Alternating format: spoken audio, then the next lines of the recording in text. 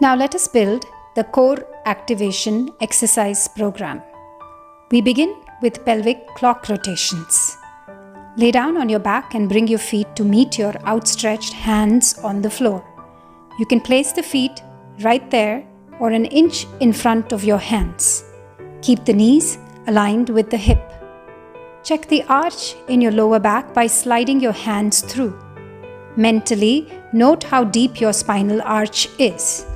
Ideally, you don't want to have a large arch.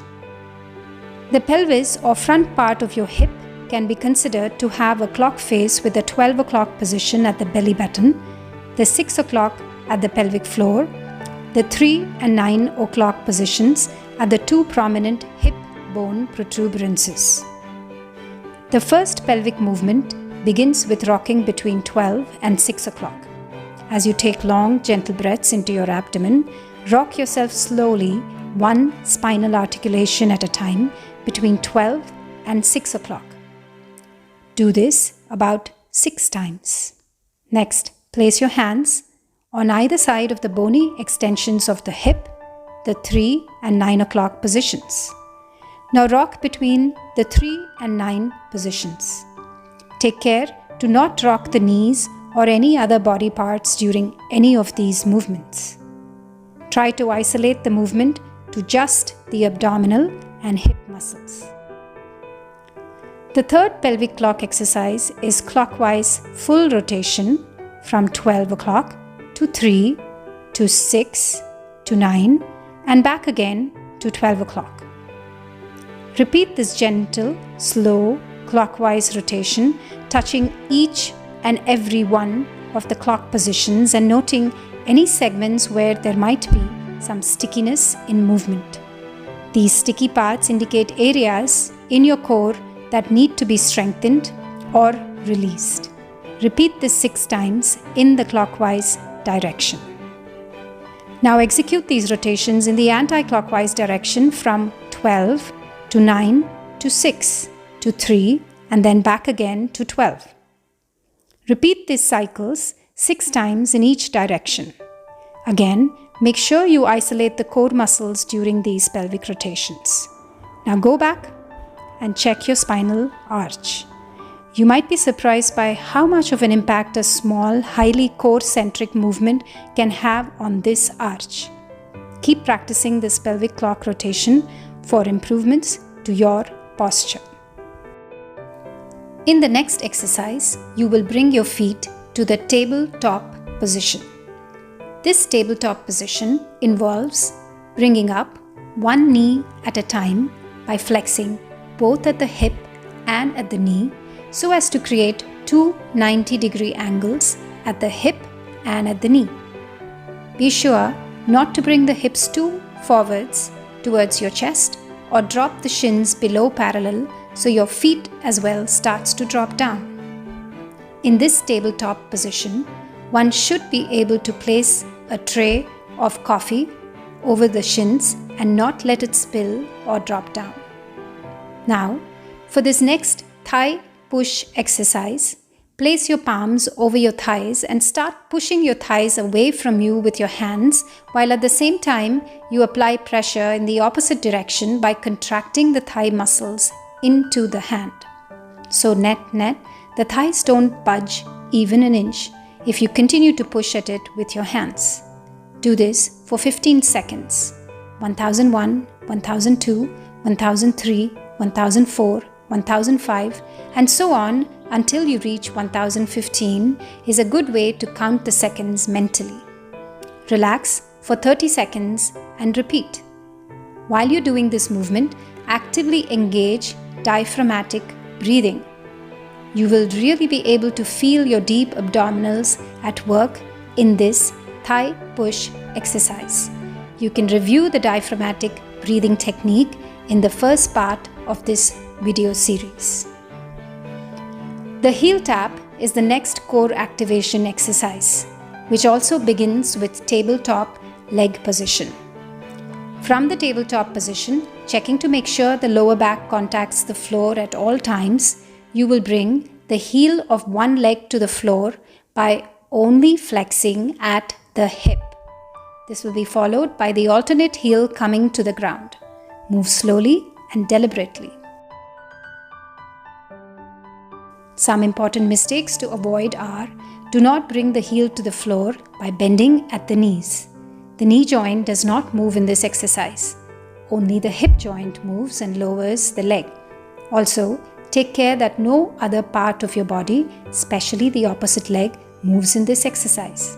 Practice diaphragmatic breathing throughout. Keep your posture from shrugging at the shoulder or straining the neck or other parts of your body. Perform 6 repetitions of heel taps on each leg. Rest for 30 seconds. Repeat this 3 times.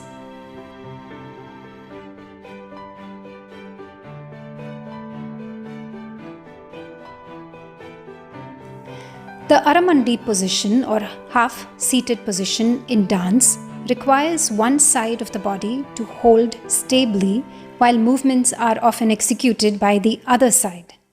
This next exercise starts with knees flexed and feet on the ground at arm's length.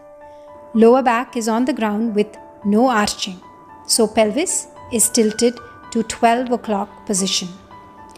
Now keeping one foot and side firmly planted on the ground, gently and very slowly rock the knee of the other side to the floor and back without shifting any points of contact at the hip, back or shoulder from the ground on the opposite side.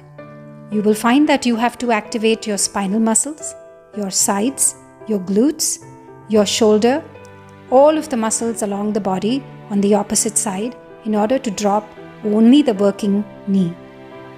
Here is a great example of all of your core muscles working together in active engagement in this prone half Aramandi movement. Can you now imagine how much more your body has to work while you are dancing? Do this knee drop half Aramandi exercise 6 times on each side.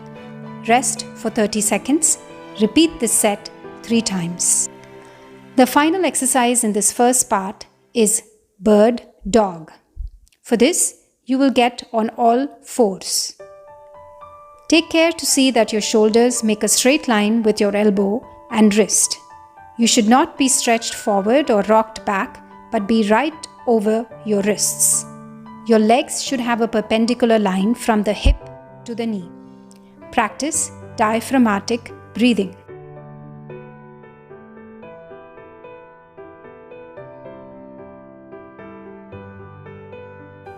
Extend your right hand and left leg simultaneously. Bring your knee and hand back. Then alternate with the other side. Take care to see that you don't arch at the lower back, rotate, or turn your hips in any direction. It is very important to keep the hips square over the knees. Also, isolate only the parts that are moving with as little or no movement in the supporting parts. Perform 6 repetitions on each side, rest 30 seconds, and repeat for 3 sets. There are several progressions you can try for this exercise after you execute your 6-week program.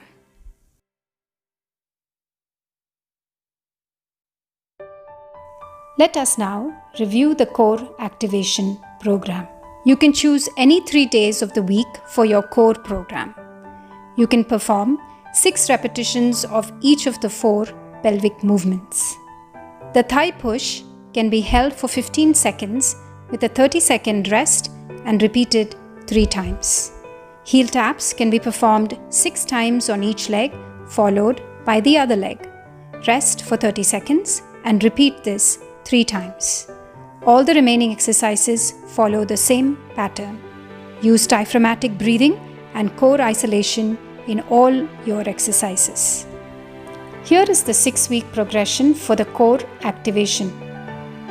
Each week, you will increase your repetitions or number of seconds by about 10%. So if you performed 6 repetitions in the first week, you will increase to 7 in the second, 8 in the third, and so on until 11 reps in the 6th week.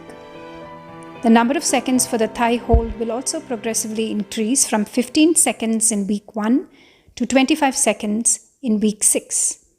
Beyond 6 weeks, you can try some of the progressions with added ankle weights or light dumbbells.